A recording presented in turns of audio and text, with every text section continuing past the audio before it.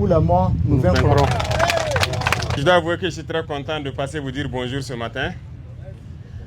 Vous êtes ici en train d'apprendre, c'est comme ça que je vois ça, en train de relancer une nouvelle vie.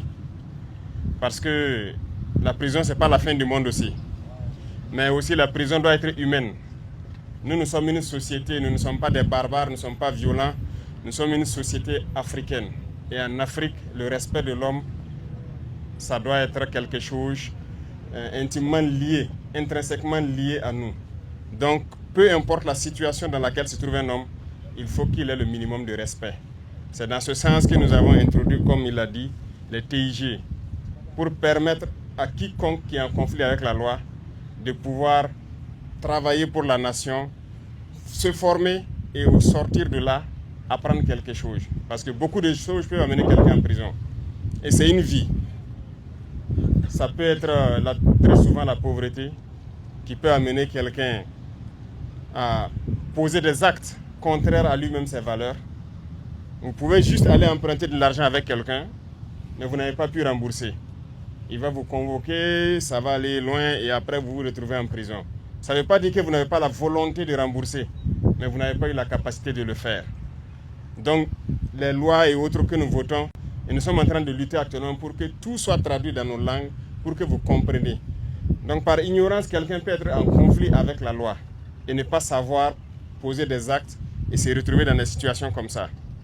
Et donc, chaque situation est une leçon. La vie que vous menez, c'est une leçon pour tout un chacun. Et quand vous sortirez d'ici, personne ne peut se prévaloir d'avoir vécu l'expérience que vous avez vécue. Et nous ne souhaitons pas que nos prisons soient à l'image de celles des impérialistes là.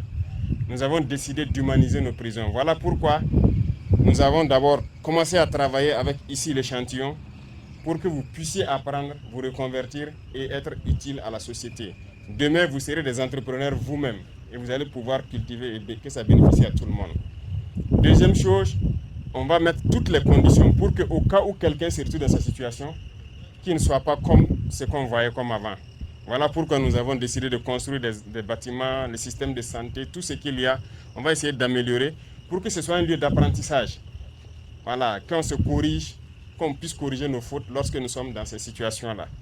Et aussi, on va réduire le nombre de prisons au Burkina, ça c'est sûr. Nous allons réduire ça beaucoup et concentrer cela dans des zones comme ça, des zones de production où les gens vont apprendre beaucoup de choses. Ça, c'est l'agriculture, mais il y a beaucoup d'autres choses que vous apprenez. Ça peut être dans la mécanique et bien d'autres choses. Donc, c'est pour vous dire qu'il n'y a pas à perdre le moral ici. Vous êtes en train d'apprendre. Donc, apprenez et au sortir, le ministère fera tout pour vous accompagner pour que vous soyez donc des citoyens modèles de demain. Vous pouvez mieux conseiller quelqu'un que quiconque. Ça, c'est sûr, parce que la vie que vous vivez ici, ce que vous avez vécu, vous pouvez mieux conseiller les jeunes que quiconque sur cette terre. Donc, bon courage à vous.